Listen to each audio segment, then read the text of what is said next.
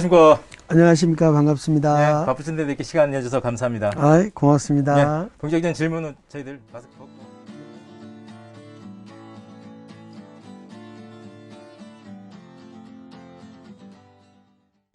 네, 행정자치위원장이면서 이번 제주특별법 전부개정 TF 단장까지 맡으셨습니다.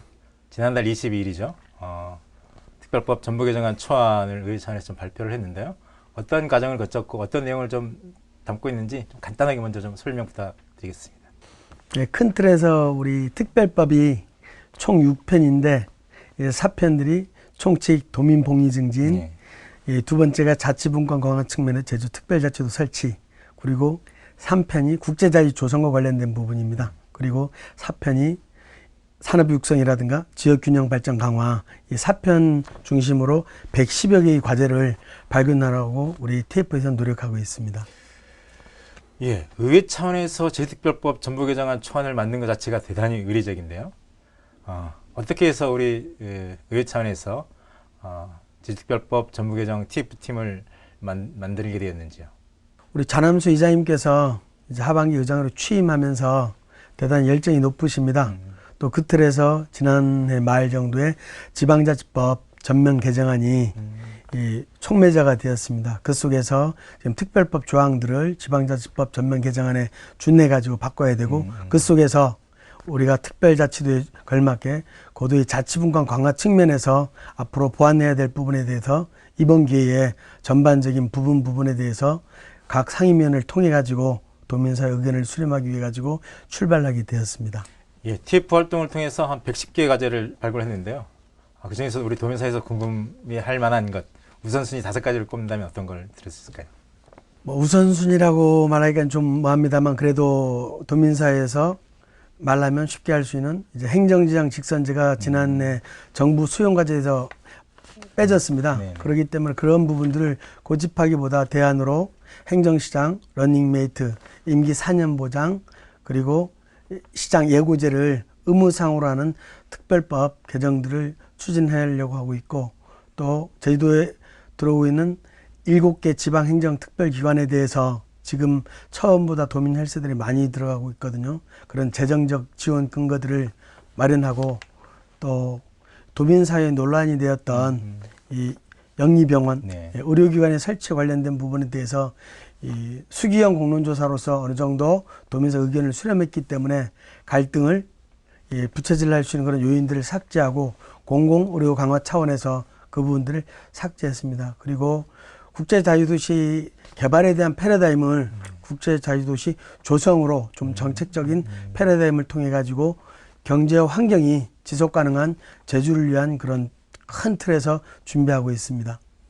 아까 의원님께서 꼽은 5개 과제 중에 첫 번째로 좀 얘기를 해주셨는데요. 행정시장 직선제 문제는 이미 제주도가 추진했던 7단계 제도 개선 과제에 포함됐었는데 정부 협의 과정에서 불수용된 걸로 좀 알고 있습니다.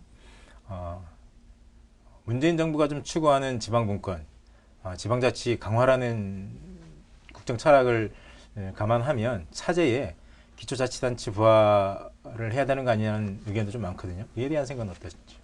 이제는 지방자치법 전면 개정안이 되었기 때문에 도민의 자기 결정권들은 기초자치단체 부활이든 아니면 지금 현체제 유지든 그거는 앞으로 이 주민투표를 통해 가지고 결정할 사안이기 때문에 그런 부분은 충분히 이제 반영이 되고 저 의회에서는 현실 가능한 의원 입법 과정 속에서 할 수 있는 부분에 대해서 접근하는 속에서 행정시장 직선제보다는 불수용 과제로 됐던 부분들을 감안해 가지고 행정시장 러닝메이트제 임기 4년 예고 의무 조항들을 이번 개정안에 포함시키려고 하면서 도민 의견 수렴들을 하고자 합니다.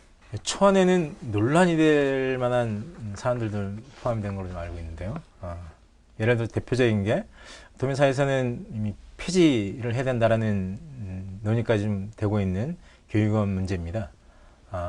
공개된 초안에는 현행 5명의 교육원을 7명까지 늘리는 방안이 좀 제시되어 있는데요. 이거에 대해서는 좀 어떤 과정을 거쳐서 포함됐었는지요? 지금 한 110여 개 과제들이 발굴한 그런 기본 경로들은 각 상임위원회에서 그리고 의원님들의 의견들을 반영하는 속에서 교육위원회 의견을 반영했다고 생각이 들면 이해가 쉬울 것 같습니다. 근데 아까 지적한 것처럼 논란의 소지라든가 여러 가지 문제가 있기 때문에 앞으로 3월 19일 도민 의견 수렴 속에서 다양한 의견들을 종합해가지고 현실적인 방안을 모색하려고 노력하고 있습니다. 이게 어쨌든 초안이다 보니까 확정되는 안은 아니라는 얘기이신 거고 도민사의 의견을 수렴하는 과정 속에서 충분히 공론화 과정 거치면서 최종안을 마련하겠다는 거죠. 예. 네, 입법화 실현 가능성입니다. TF에서 발굴한 과제 중 어쨌든 상당수는 어쨌든 뭐 제주도가 지속적으로 추진했던 사안인데 정부 협의 과정에서 반영이 안 된 부분들이 좀 많거든요. 그런 것들을 감안을 하면 실제 입법화까지 가능성 어떻게 보시는지요? 맞습니다. 어려운 거는 현실인데 우리가 이 특별법을 이제 국가가 만들고 국가의 책무 속에서 고도의 자치분권 네. 그리고 이 자치재정권까지 자치 입법권까지 하겠다는 국가의 약속이 있었기 때문에 나름대로 불수용 과제들이 있지만 특별자치도 완성을 위해서는 꼭 필요한 부분들입니다. 안 받아들인다 해가지고 그거에 대해서 가만히 있을 게 아니라 그거에 대해 달라진 우리 제주도의 지역 환경이라든가 그리고 나름대로 특별자치도 분권화 속에서 걸어가는 길에 좀 더 국가의 힘을 받아야 될 부분에 대해서는 좀 더 설득 논리들을 개발해가지고 더욱 노력해야 될 과제인 것 같습니다. 어떻게 법률 개정은 국회 고유의 역할인데요. 향후 입법화 과정, 단계 어떻게 구상하고 있는지요? 입법은 국회의원이 몫이기 때문에 저희들이 여러 가지 110의 과제를 발굴했다지만 그거를 다 소화하기라는 중앙정부 입장 그리고 국회 입장이기 때문에 그 속에서 의회 입장 그리고 그리고 도민사회 의견 속에서 모아지는 공통 분모들을 갖고 최소한의 의원 입법부를 하고 또 그 속에서 중장기 과제로 남은 과제들은 8단계 과제들로 해가지고 총리실 지원위원회 해가지고 각 부처 입장을 들어가도 좀 더 그 과제들을 달성할 수 있는 좀 두 가지 방향으로 접근해야 될 것 같습니다. 언제를 우리 국회 통과 목표로 좀 삼고 계신가요? 어쨌거나 국정이 변화무쌍하기 때문에 네.